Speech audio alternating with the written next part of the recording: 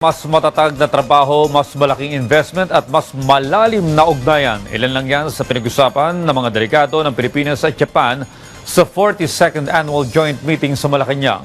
Tinalakay din ng palasyo mga plano para sa nalalapit na hosting ng Pilipinas sa ASEAN Summit.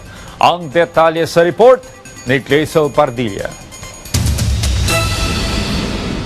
Pagpapalawak ng oportunidad sa pagninegosyo at pagpapalago ng ekonomiya. Diyan sumentro ang pagpupulong ni Pangulong Ferdinand R. Marcos Jr. sa mga miyembro ng Economic Operation Committee ng Japan at Pilipinas.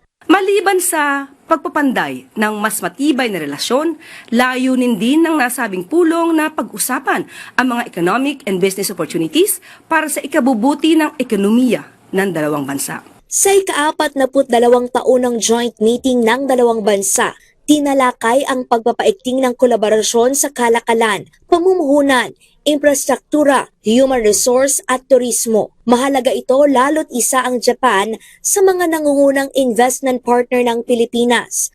Mula noong Enero hanggang Setyembre 2025, lumubos sa 14 billion pesos sa mga bago at expansion project ang ipinangakong puhunan ng mga kumpanya ng Japan sa Philippine Economic Zone Authority. Kamakailan lamang, lumagda ng 1.7 billion yen grant ang Japan International Cooperation Agency para pondohan ang pagtatayo ng modernong rice processing facility sa Isabela. Tampok dito ang mga makinaryang magpapatuyo sa palay na makatutulong para mabawasan ang nasasayang na bigas at mapatatag ang supply ng pagkain habang tinutulungan ang libo-libong magsasaka na magkaroon ng disenteng kita. Layunin ng nasabing proyekto na palakasin ang buffer stocking capability ng National Food Authority. Maiwasan ang pagkalugi ng ating mga magsasaka, pataasin ang milling recovery rates, at pagandahin pa ang kalidad ng lokal na bigas para sa disaster relief efforts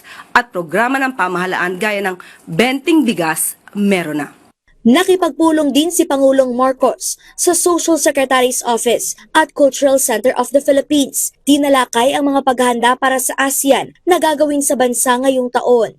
Tatalakayin ng SOSEC ang updates hinggil sa paghahanda para sa 40th ASEAN Summit shows na gaganapin sa May 2026. Magbibigay naman ng update ang CCP tungkol sa paghahanda para sa 49th ASEAN Summit shows na gaganapin sa November 2026. Bilang host ng ASEAN Summit, isusulong ng Pilipinas ang economic resilience at maritime security sa rehiyon. Clazel Pardilla para sa Pambansang TV sa Bagong Pilipinas.